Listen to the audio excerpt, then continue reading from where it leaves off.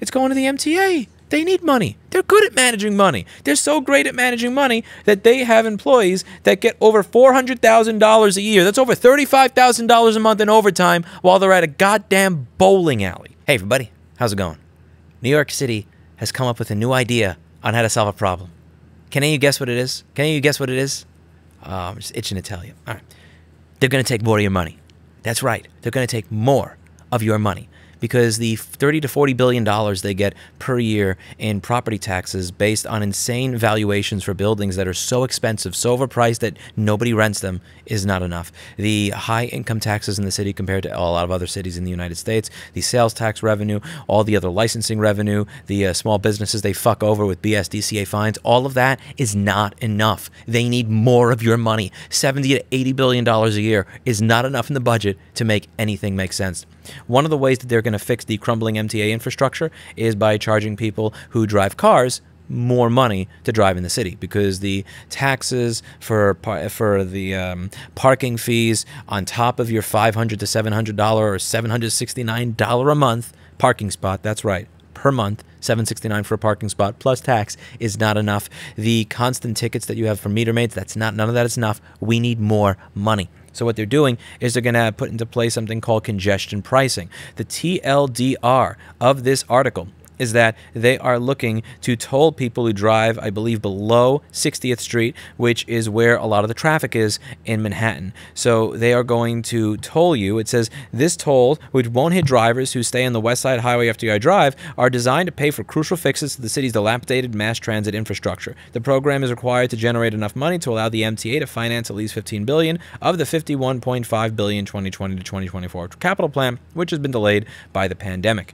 Now, there are a few things that make this a little bit controversial. I've read that part of it is that there is certain federal funding for some of these roads or there have been federal funds used in the past for some of these roads, which makes it kind of iffy if New York City wants to have a toll in those areas. And it looks like they issued a $507 million contract to Tennessee-based company Transcore to install and manage the tolling infrastructure. So at least somebody in another part of the country is making money off of our idiocy. Now, some of the things I would want to bring up here, I guess just from the beginning.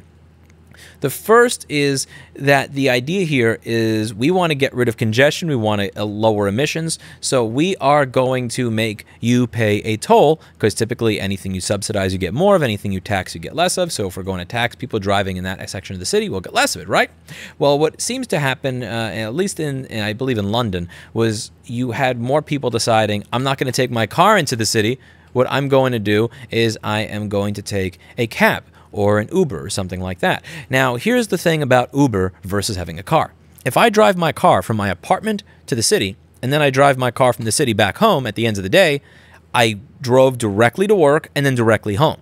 However, if I choose to take an Uber to avoid this, now the Uber has to come to me, which is a total waste. That is emissions that would have never happened under me just driving myself. And then when I get to work, then if an Uber has to drive me home, the Uber has to drive a mile over to me to pick me up, which is a total waste, and then drive me home, which winds up getting more emissions and more congestion. Now, if you don't believe me that this is going to cause more business for Uber and more business for taxi services, which oftentimes don't have a passenger in the car, but are still putting emissions into the air, driving people around, and congesting the city, well, just take a look at some of the people who are advocating for it. Over here, Uber says there should be a fee for cars entering the most congested areas of New York. Now, why do you think Uber wants there to be a congestion driving fee? Is it A, because they care about the environment and congestion, or B, because they want to make more money for themselves by forcing you to use their services or encouraging you to use their services rather than drive your own car? I think we know the answer to that one. Now, there's a few other points here.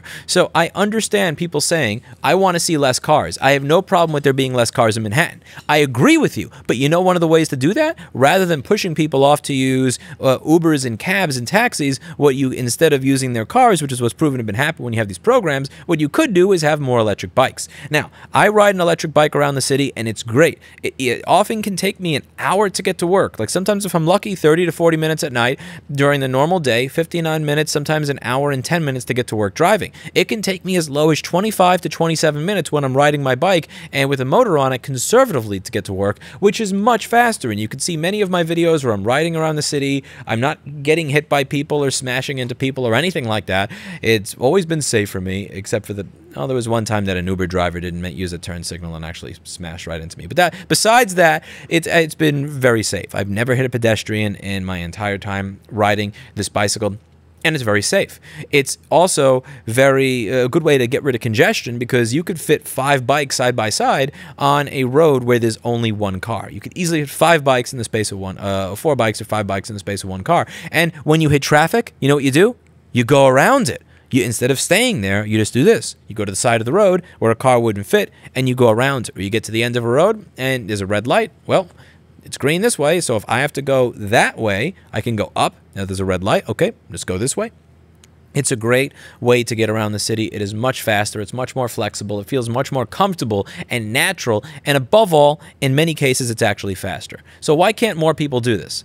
Because our governor's a dictator. So the legislature actually voted to make these legal. Like, they voted overwhelmingly to make these legal. 137 to 4. And what did our dictator of a governor do? He vetoed it. Part of the rumor mill is that one of the co-sponsors of this is someone who had criticized Cuomo on social media, and because he has such thin skin, he's like, I'm gonna veto this bill because I don't like them. And it's just, it's asinine and it's ridiculous, and it's one of those areas where you know exactly why they're doing it the way they're doing it, because God forbid we have a transit infrastructure that actually makes sense and works for people, but mainly, B, if the city doesn't have a way to tax, fine, and milk you for money, they're just not going to agree to it, even if it makes sense. This would have allowed people to get around without being taxed and feed out the ass or tolled, and we can't have that. We need to find a way to tax you, to fee you, and to toll you. God forbid we stop taxing, feeing, or tolling you, because if you ride around on an e-bike, you're not going to be giving the MTA money because you're not giving them fare. But you're also not going to be paying parking garages because you could just lock your bike outside to a stop sign, or you could bring it into work, or you could bring it up the stairs with you when you go home. So you're not going to be paying for parking, and there are taxes to pay for parking. One of the things I did in the last video is I showed you that it was $769 a month for a parking space plus tax on top of the $769 a month, not a year, a month. For a parking space. That is something to keep in mind here.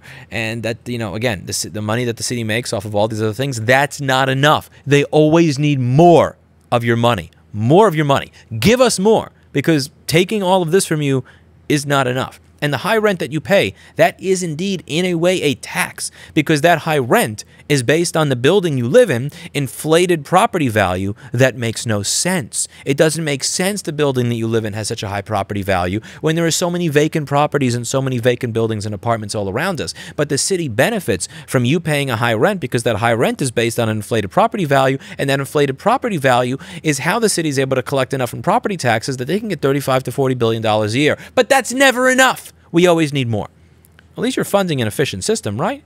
It's going to the MTA. They need money. They're good at managing money. They're so great at managing money that they have employees that get over $400,000 a year. That's over $35,000 a month in overtime while they're at a goddamn bowling alley. That's right. Someone who was at a bowling alley, pretty good, he bowled 3 games, averaging a score of 196, was getting paid $461,000 in a year. And I'm not saying that people who do blue-collar work don't deserve a living wage. People who do hard blue-collar work deserve a living wage. People that lay tracks, that lay rail for the trains, that fix signaling in the trains, that fix these types of issues in a tunnel, they deserve living wages. They do work that I'm incapable and, let's face it, honestly unwilling to do. God bless them. We need more tradesmen in the city. They deserve money. $35K a year? F out of here. No. Just no. Not, I mean, $35K a month? No. $35,000 a month? You just no. Again, livable wage, I get it. New York City is expensive. 35, like, come on. That's ridiculous. We all know that's ridiculous. The MTA is a sinkhole. They are corrupt. They are bad at managing money. They are incompetent. Anybody that's waited at one of these train stations late at night where you can see that there's 15 or 16 people wearing their orange and yellow reflective vests, and 1 or 2 of them are working and the other 10 or 12 are just watching them or dicking around while the rest of them are working, understand that this is a fundamentally, insanely inefficient system. And collecting more money by milking the people of New York City more than they're being milked because the $75 to $80 billion budget that you have is not enough, screw that.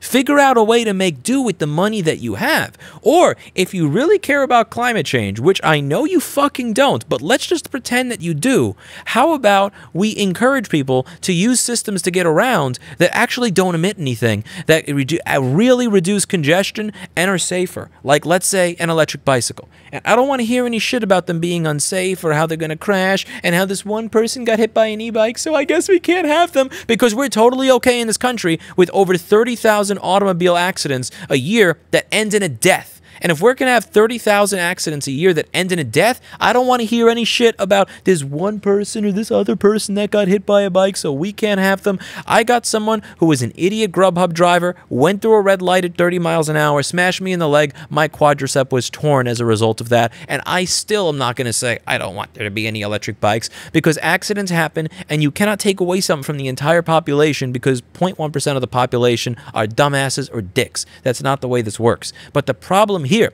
is that in spite of the fact that this is a system that would massively reduce traffic in the city, that it's way more fun than driving in a car, that it saves a lot of energy because my bike, I'll get anywhere from 17 watt-hours a mile to 46 watt-hours a mile. In an electric car, it's 300 to 600. You are saving so much energy even if you were charging this off of carbon emission powered electricity. I just screwed up that sentence entirely. But you get my point. They're not going to assess it because A, it doesn't make them money. And B, allowing these would not allow Cuomo to get over on a politician that he feels wronged him, that he feels didn't kiss the ring or bend the knee.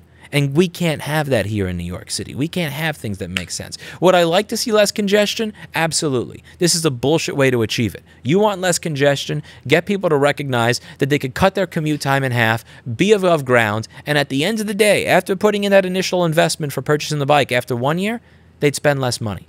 They would spend less money on both the MTA and the car. Because once you get one of these things, there's what you got to get brake pads, replace your chain every now and then. It's very affordable to have that once you've made your initial investment. But we're never going to have this in the city because if we actually get electric bikes, people are not going to take this shitty subway system anymore. And it sucks. I took that subway system since 2001. It is shit. And people are not going to take it once they actually get the joy of getting where they're going on an electric bike, where they're not looking at this dimly lit shithole that looks like crap around them, where they have to wait 15 or 20 minutes before their train comes. Nobody's going to do that. The city would lose out on money. This is an obvious solution if you actually cared about congestion and climate change, but you don't. You care about collecting money for your shitty, corrupt systems that never actually fix anything. Salty rant over. Let me know what you think in the comments down below. That's it for today, and as always, I hope you learned something. I'll see you all in the next video. Bye now.